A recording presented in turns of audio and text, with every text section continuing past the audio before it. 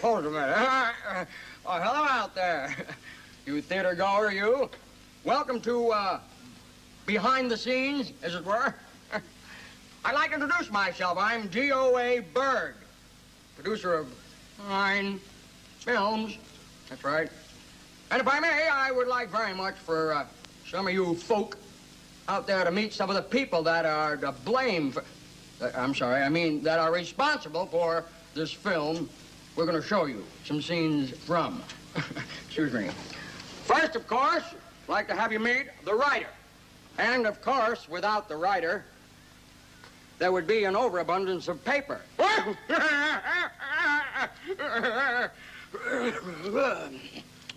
writer, a man we all respect probably more than anyone else in the picture business, and this is our writer, D.T. Stronghold. Hello, Mr. Bird. I love you, great producer. And of course, where would we all be if it weren't for the director? Yes, the mighty director. Schwein, can't you see I'm creating? Oh, it's you, Mr. Bird. It's a pleasure to have you on the set. Oh, I broke both my... Oh. Ah, they're all strange. But here is our star, the man who will deliver us from TV. And once again, having the theaters bursting with laughter. Jerry Lewis. Knowledge doesn't necessarily come in school. And Jerry's been through the school of hard knocks. He's also picked up a lot of things. He's got great antenna. And I think he's also made a lot of mistakes, which we all have and which he's learned from.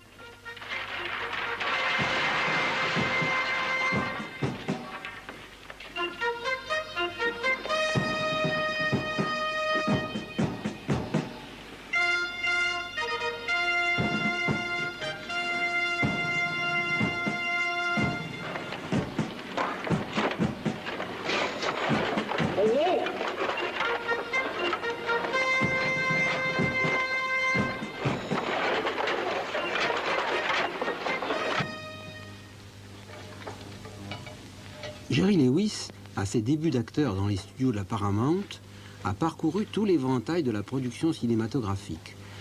Depuis les jobs les plus ingrats, symbolisés ici par les mésaventures de son garçon de course imaginaire dans le zinzin d'Hollywood,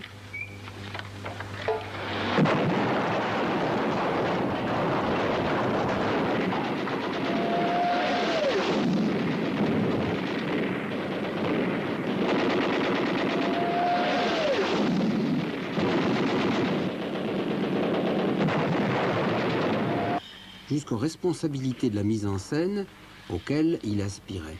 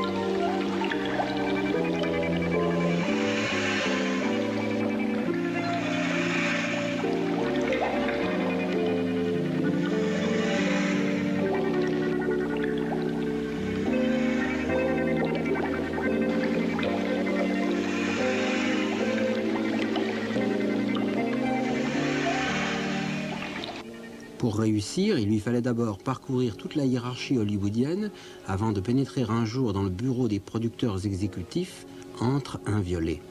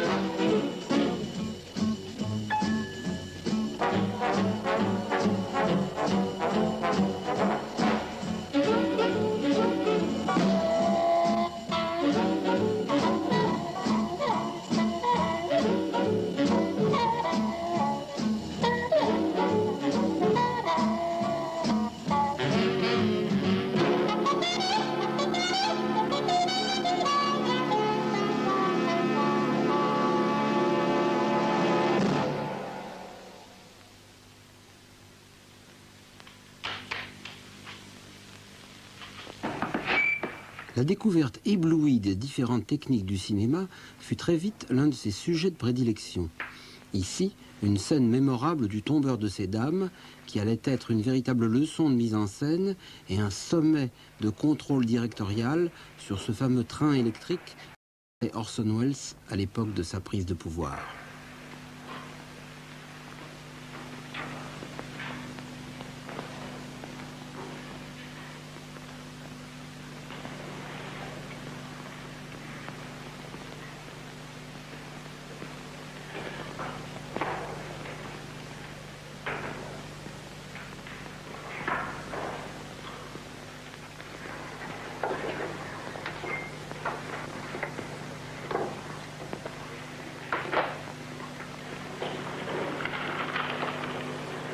All right, fellas, coffee break's over. Back to work.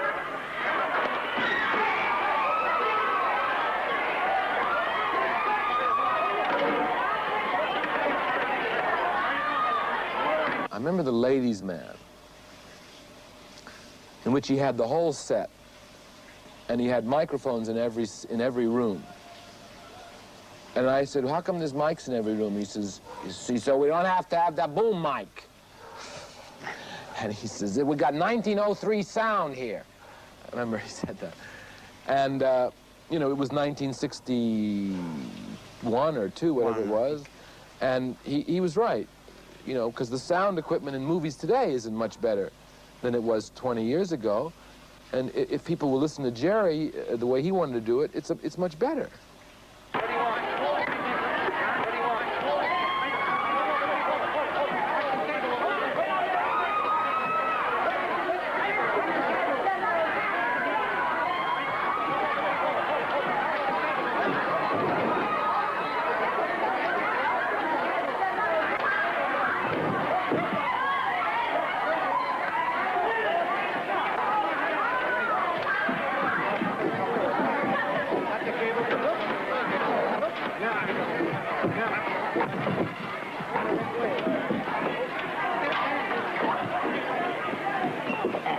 Magneto-head.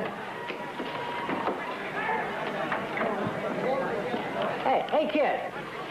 Hey, you up there. I want to see if my panel is working yet. Will you say something into the microphone for me? Now? Oh, just a second. Okay. Come in, Tracy. Pear shape. Over. Geronimo!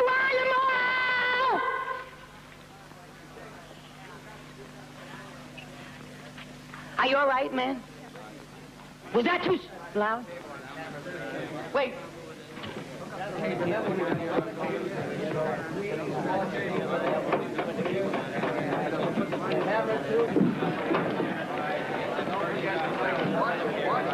Mister? Mister? Mister? Mister? Oh, mister, I'm sorry. I'm awfully sorry. Here. Wow, you really fell into that thing. Are you all right, mister? You okay? I'm sorry. Are you all right? But are you all right?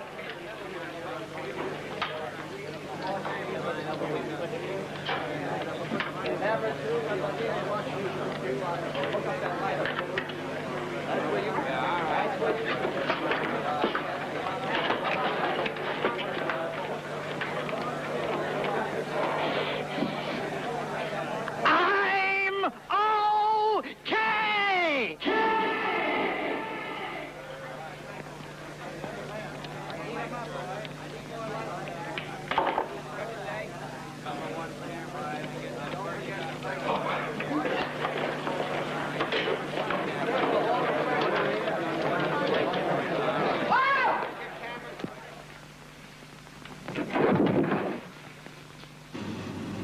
And the urge to direct, I mean, not only to express yourself in gestures and voices, but to control the making of a show or a spectacle. Did it manifest itself early or I think later? it might have been there psychologically early because I would see so many things that I didn't believe in and people that functioned in such a manner that was less than what I believed right. And before you can tell someone they're wrong, you better know how to tell them they're right. Or you better know what's right, that is. So I proceeded to learn. And I felt that I learned more because of my eagerness to know than those that just function because they're paid.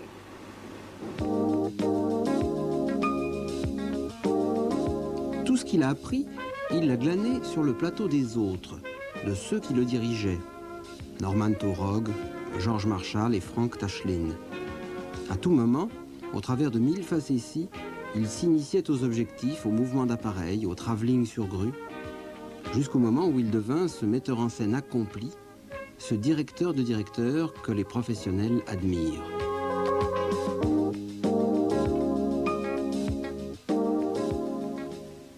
Jerry was certainly zany, but Jerry's always been very serious. Behind all of that body poetic is a very, very serious filmmaker who knows exactly what he's doing and knows how to reach an audience. Ce qu'on ne sait peut-être pas assez, sinon en France peut-être, c'est que Jerry est un technicien extraordinaire.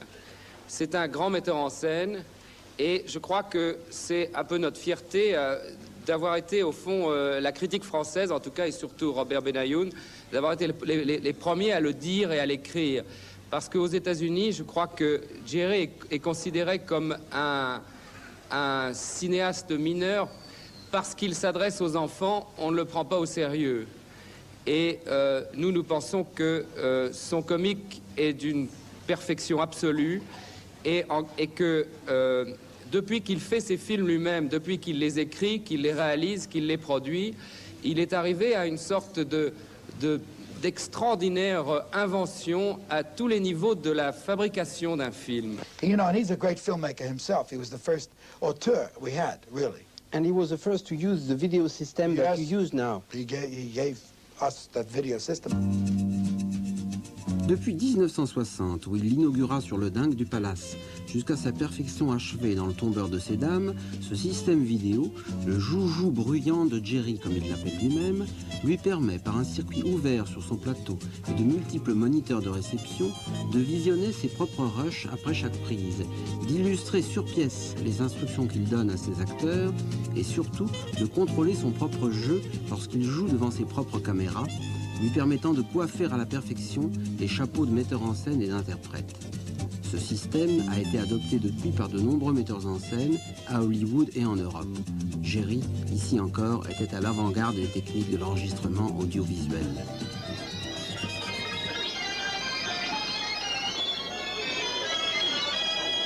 I make all my soundtracks and all the guide tracks and music, temporary tracks and so on.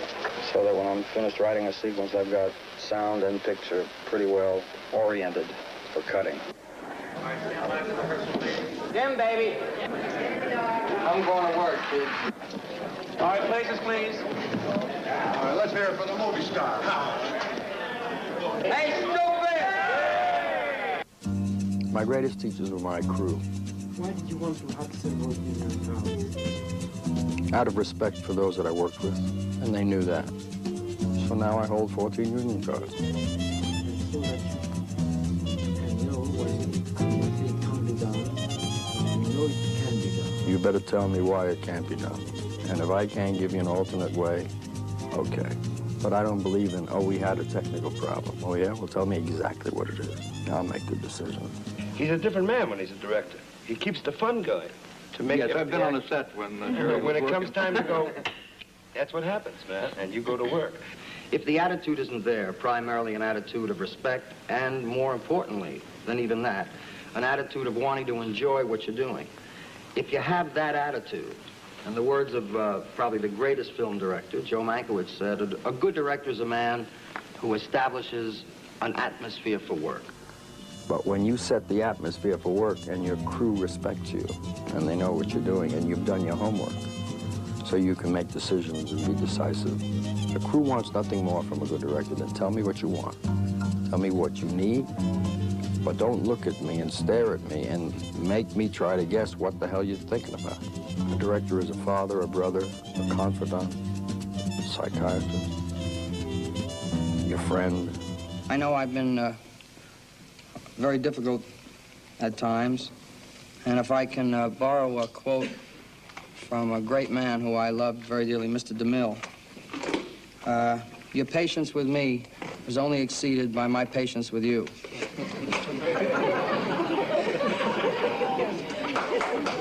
But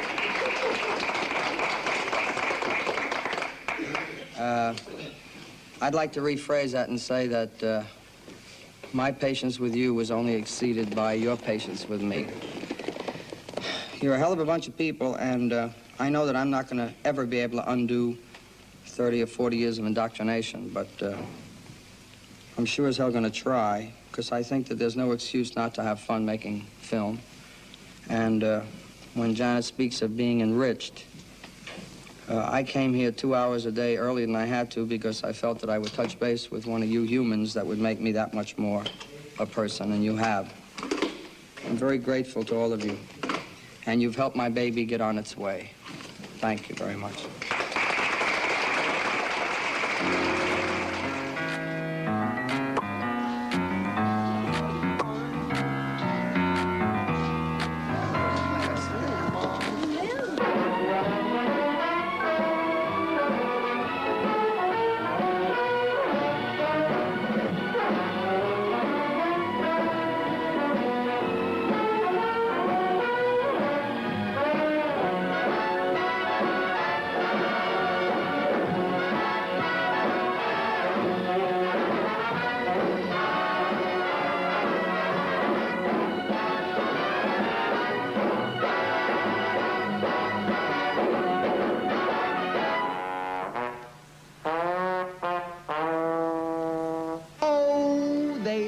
Some people long ago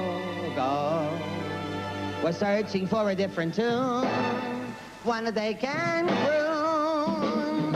As only they can, they only have the rhythm song. They started frog. What's this? They didn't know just what to use. Hey, what is this? A floor shine shot. Look at this. They heard the breeze in the trees singing weird melodies, and they made that, the start of the blues. And from came the wail of a downhearted frail, and they played that part of the blues. Hey, from a whippoorwill out on a hill, they took a new note, stuck it through a horn till it was worn into a blue note.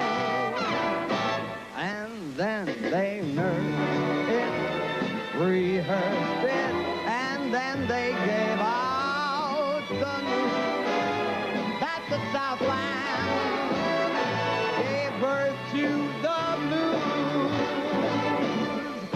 From a whippoorwill out on a hill, they took a new note, pushed it through a horn till it was worn into a blue note.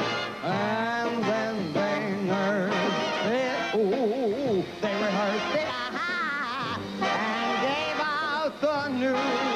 See, that the Southland gave birth to the blues. That the Southland gave birth to the blues.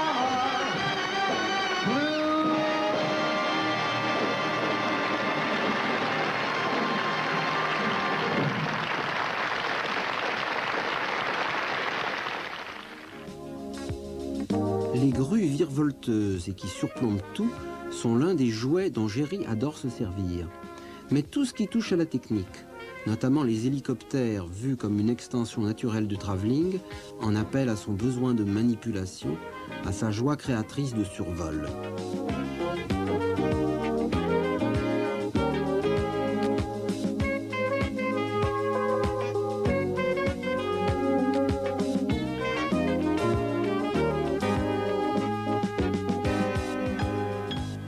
You know, you've become a very skilled director. Who started in it? Weiler?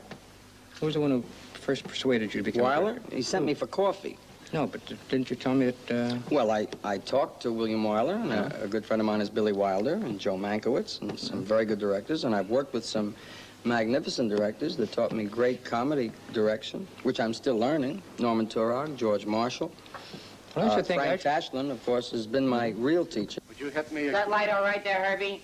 Bring that light in there. Here. Just one second. There's a glare from the glare. Can we just have these down? That's it. The glare. Would you mind just for this one take? That's fine. Who is this? 127-1. 56-1. I first met Jerry Lewis in a class at Columbia Studios. He was teaching us a class on the lot for young filmmakers. And I had sort of just started in the business myself. And Jerry asked me if I would come to one of his classes, and I came to the class, and I listened to Jerry talk, and listened to him, you know, talk about film. Not comedy, but talk about filmmaking to a lot of young, hopeful Hollywood directors and writers. I think the greatest learning process is teaching. Because every time I work with a student, a class of students, I walk away with more information than they'll ever get. The late shows, there's films on from 11 o'clock at night until 6 in the morning on Channel 11. For those of you that have insomnia, and young potential filmmakers all have insomnia, you should watch it. It's almost impossible to find in a cinema class someone teaching you all of the things not to do. It just isn't done. You may be told on a very small basis or in small areas, don't do this as opposed to doing that. But here you have 100 minutes or 120 minutes of a truckload of garbage, what not to do. And oddly enough, an awful lot of these films indicate why you should not. They have people crossing out right and entering right, meeting one another. They have just a travesty of direct reverses. I've been teaching, this is the third semester that I'm completing. I've been teaching cinema direction. It's a very fine school of cinema. I don't know how you find time, but... Oh, there's time. When it's groovy, there's time. I don't have any time for the dentist. You know, or the when there's a operation. splinter, I don't want to know from fixing it, but what I dig, I have time for. He was very warm in saying, you're a good filmmaker, and why don't you come in here and sit with the class and show them that you don't have to be 50 years old to be a director. You can be 20, 21 like yourself at the time. And you be an example in my class of the fact that you can start early because it'll give these young people encouragement. Jerry Lewis has always been very interested in encouraging young people. I think it's part of his soul. What are we? All strangers? But it's a knife in my heart that my only son turns his back on tradition and becomes a clown. The clown, Morris. You know our history. Through the centuries, our people have been bringing laughter to the world. Some of them were court jesters, some of them were minstrels. One of the reasons we've been able to survive is because we could laugh and make others laugh with us. Now think a minute, Morris. What would this world be without laughter? Fine, fine. Everybody laughs. But who will be left to remember and record the heartbreaks of our people? If our young ones move away from their roots and their heritage? Papa, I love what I do. I have to do what I do. Papa, it's something I feel. Papa, it's not a whim. Don't you understand? I'm not hanging around a pool room. What I do takes ability to create laughter. And like Uncle Nat says, Papa, it's very important to laugh. I give of myself, and people derive pleasure from what I do, and I derive pleasure from seeing them happy, don't you see? And going to a hospital to entertain those that need some enjoyment, or giving a laugh to children, Papa, there's nothing wrong in that. We could use a laugh right now. Good evening. Good day. Well, we've come to the time in our trip where we're happy to present our Up in the Clouds movie, friends. A current first-run major studio reissue of an original release. You will notice the screen coming down.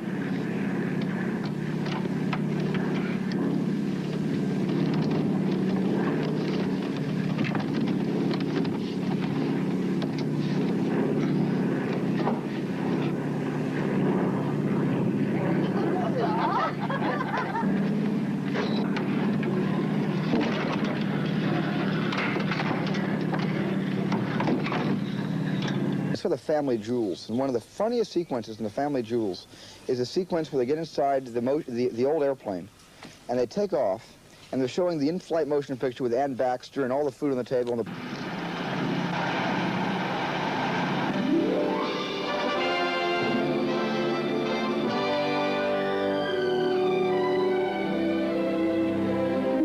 degrees, 43 knots up to 12,000. Frontal conditions from Colorado Springs to Erie, and extreme turbulence here and a bunch of other places.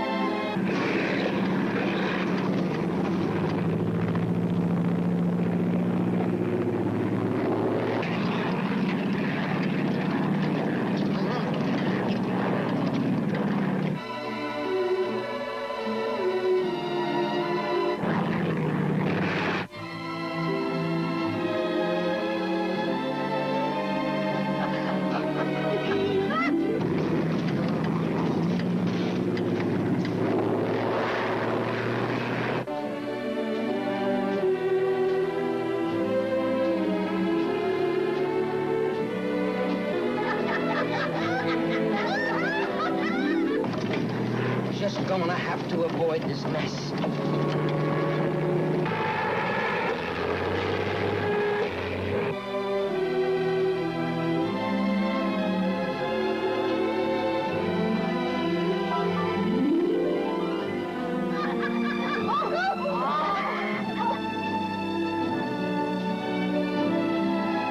And all the food, including Ann Baxter, the great, elegant actress, slides down the table. I mean, it was...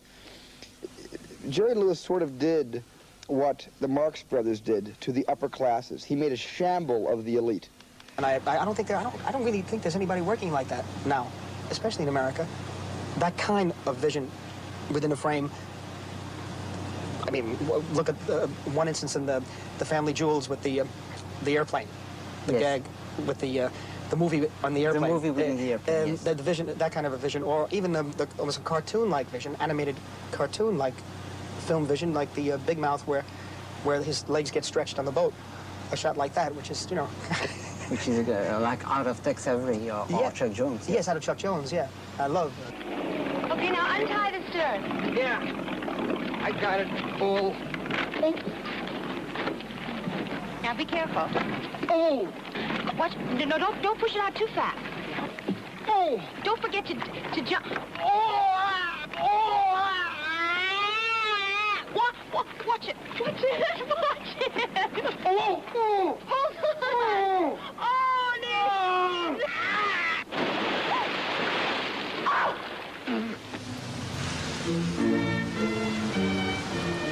You know about Molière? Oh, yes.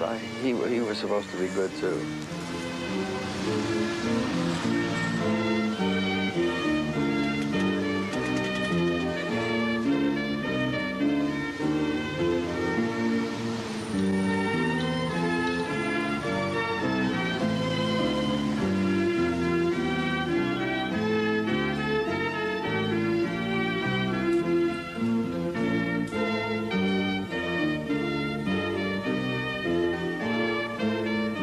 Going to the Comédie Française was one of the great moments of my life.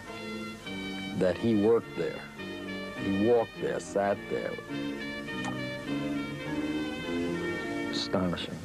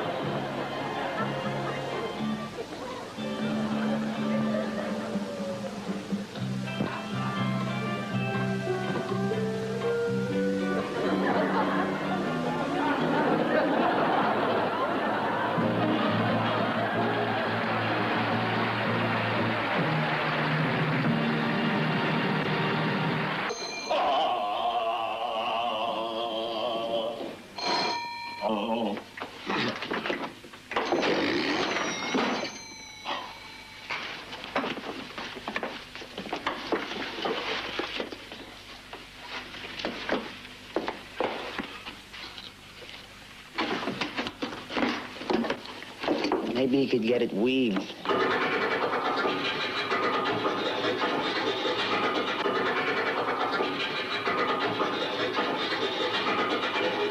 La la la la la la la la la la la. This way, folks.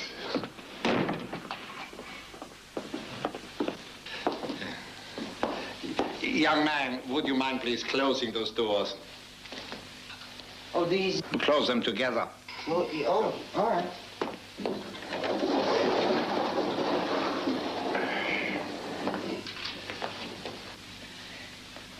Yeah. They scooted one... Please be careful. Young man, that vase is worth $7,000. If you had broken it, that's exactly the amount you would have had to pay, plus your life. Stanley, this is Professor Mueller. I must tell you, Stanley, that besides being one of the world's most renowned voice teachers, Professor Mueller is also a collector of priceless antiques. Gee, that's very good. I had antique flies and butterfly bugs, and I had one bird was 100... Wonderful. Now, if you will sit down, we will discuss your forthcoming lessons. Yeah, I would just like to talk about the bird. If you don't mind, I won't be staying, Professor. I have several things to do. Well, of course, but if you can see your work here, do come back when you are finished and have some tea. Thank you, Professor. We'll see. And, oh, Professor, please be patient with Stanley. He's really very shy. Don't worry your pretty little head about that, Ellen. Me and music always relaxes everyone. Thank you. Goodbye, Professor.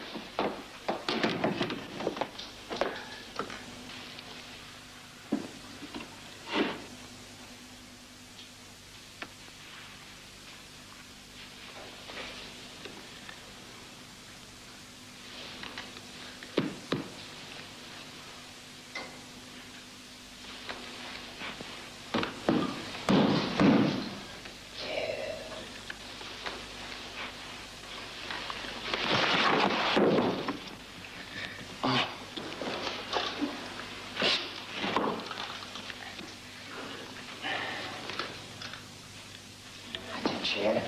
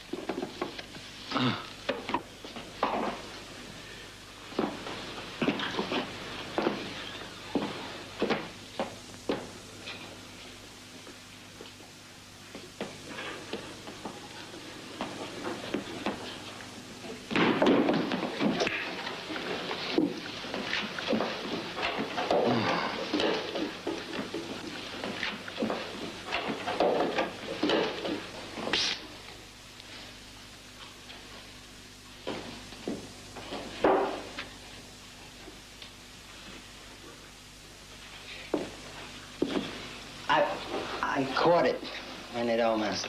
Mr. Ferguson's instructions to me were to teach you to sing. Have you any idea why?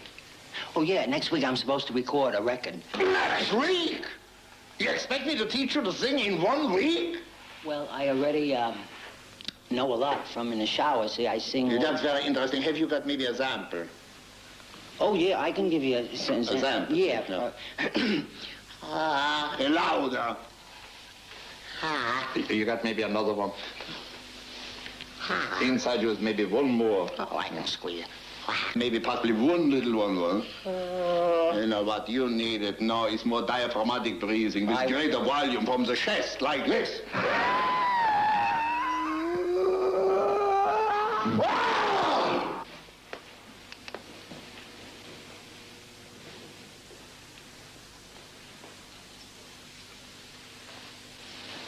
That was very good, your singing. Is that all? There's no more? Oh, listen. Try this. Ah. Ah. Oh. Ah. E. E. Ha ha.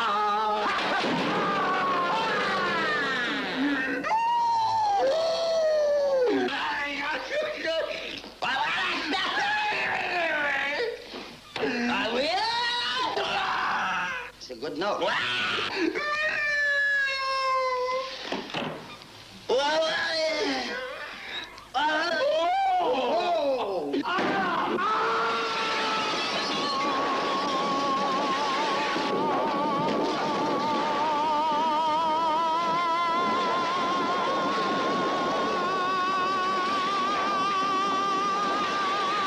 He's excessive. He's excessive. And that's okay. That's a fault. Better too much than too little. Always better too much. Oh, don't get... what I meant, I just wanted you should... I was fooling. So you're going to need a new secretary. Well, really, Mr. Belton? Well, no, I was only... And I suppose that's because I'll be too busy with your children? Well, is that it? No, I ain't got none. I mean, but if you'd like to gather a few together, you want to put a few together, it would be a good... No. I'd love to, Stanley. And I love you. Well, that's okay. I mean, you're right. That is, you win. Because I love you, too, but I should be the aggressor. You shouldn't be chasing because...